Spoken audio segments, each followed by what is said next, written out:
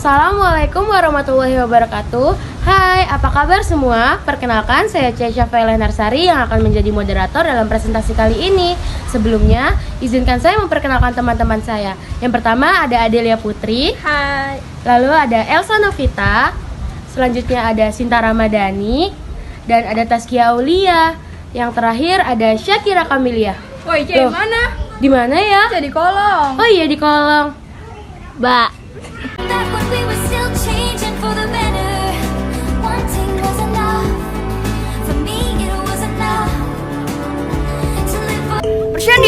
Bercanda.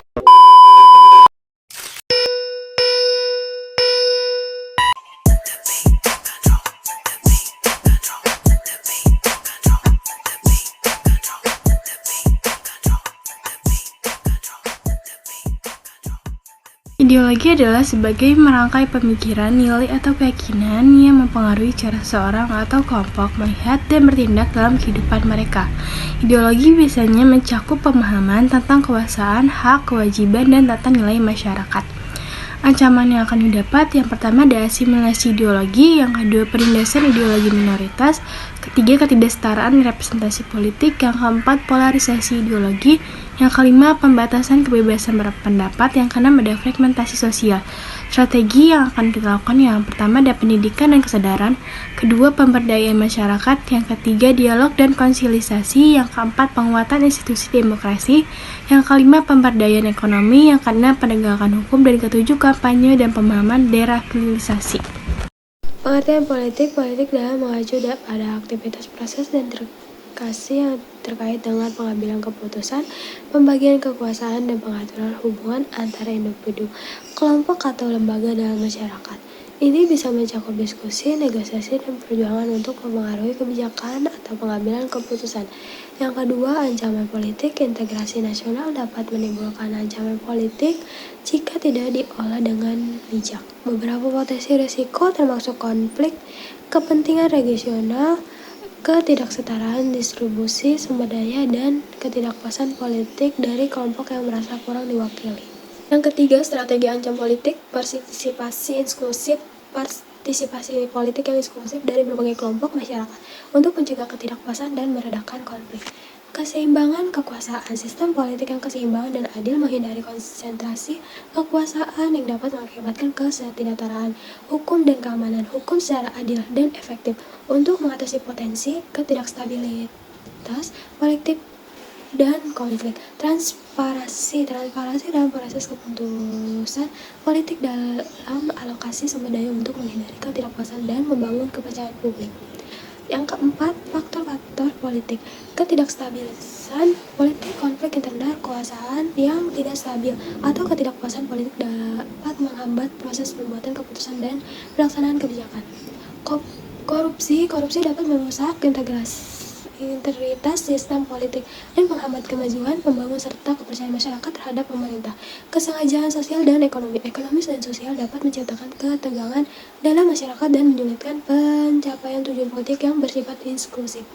Konflik etnis atau agama. Konflik antara kelompok etnis atau agama dapat mengganggu stabilitas politik dan menciptakan ketegangan yang menghambat proses. Pengertian ekonomi. Ekonomi adalah ilmu yang mempelajari bagaimana cara manusia untuk memenuhi kebutuhan hidup mereka dengan menggunakan sumber daya yang tersedia. Ada beberapa ancaman terhadap integrasi nasional di bidang ekonomi. Yang pertama, inflasi. Secara umum, inflasi adalah suatu keadaan ketika terjadi kenaikan harga-harga barang dan jasa secara terus-menerus. Nilai uang yang menurun menyebabkan daya beli masyarakat jadi lebih rendah karena masyarakat tidak mampu membeli. 2. Meningkatnya angka pengangguran. Pengangguran bisa terjadi karena sumber daya manusia yang tidak memenuhi kualifikasi terhadap suatu pekerjaan yang semakin tinggi akibat integrasi nasional. Tingginya angka pengangguran di suatu negara berdampak pada bertambahnya angka kemiskinan. Yang ketiga, kondisi infrastruktur ketidakmerataan pembangunan. Infrastruktur mengakibatkan ketidakstabilan ekonomi dan kesenjangan ekonomi di beberapa daerah. Keempat, ketergantungan dengan barang impor. Semakin banyak barang yang diimpor, maka akan mengganggu stok barang dan penjualan produk-produk di dalam negeri. 5. Banyaknya utang negara. Utang negara yang banyak memberikan ancaman ekonomi karena pendapatan negara harus dialokasikan untuk membayar utang. Memiliki utang yang cukup tinggi, ini bisa mengakibatkan permasalahan ekonomi seperti nilai mata uang yang terus menurun. Untuk mencegah beberapa ancaman tersebut, kita dapat mengatasinya dengan berbagai strategi. Ada beberapa strategi menghadapi ancaman integrasi nasional di bidang ekonomi. Yang pertama, membuat kebijakan mengatasi inflasi. Diperlukannya kebijakan-kebijakan yang tegas dari pemerintah untuk mengatasi inflasi yang terjadi di Indonesia. Misalnya, penerapan devaluasi, menerapkan beberapa kebijakan moneter dan non-moneter, dan fiskal, melakukan pengawasan pada aktivitas ekonomi warga, meningkatkan produksi oleh perusahaan. 2. Meningkatkan lapangan kerja baru. Untuk menciptakan lapangan kerja baru juga harus dibarengi dengan meningkatnya kualitas pendidikan dan meningkatkan pelatihan kerja. Ketiga, melakukan pembangunan infrastruktur.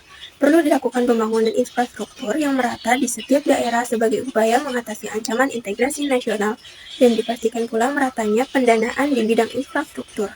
Selain itu, melakukan riset serta penyesuaian pada infrastruktur untuk memenuhi kebutuhan di setiap daerah juga harus dilakukan. Keempat, mengoptimalkan bahan baku.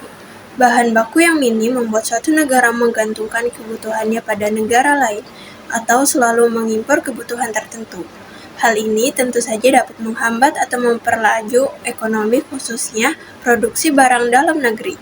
Sistem ekonomi dikembangkan untuk memperkuat produksi dalam negeri sehingga perekonomian rakyat bisa menguat. Sosial merupakan segala sesuatu yang lahir dan berkembang dalam kehidupan masyarakat. Ancaman yang timbulkan integrasi nasional di bidang sosial. Faktor pendukung integrasi nasional di bidang sosial yaitu semangat persatuan dan kesatuan. Adanya semangat persatuan dan kesatuan di dalam diri masyarakat menjadi salah satu faktor pendukung integrasi nasional. Faktor penghambat integrasi nasional di bidang sosial yaitu konflik sosial. Konflik sosial menjadi salah satu penghambat integrasi nasional karena dapat mengurangi persatuan dan kesatuan bangsa.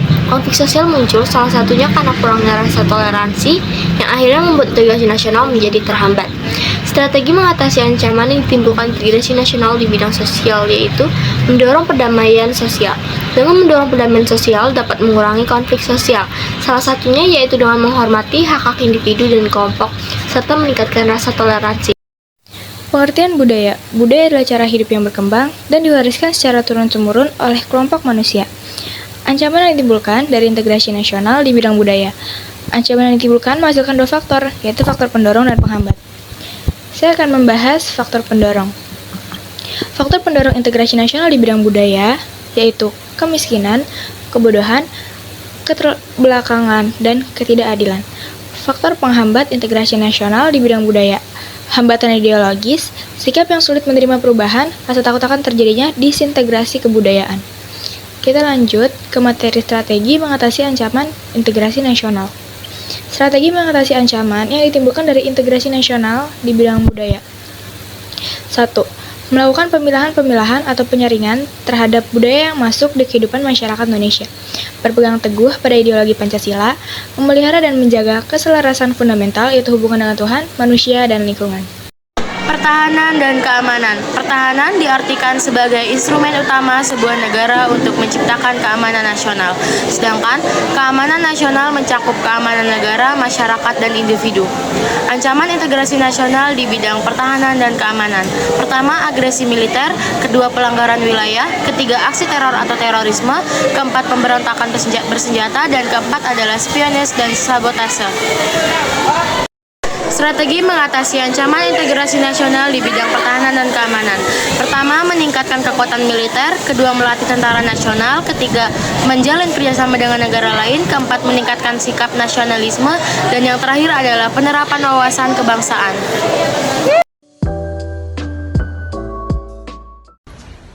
Hidup kesepian tanpa kekasih. Cakep. Cukup sekian dan terima kasih. Wassalamualaikum warahmatullahi wabarakatuh. Bye.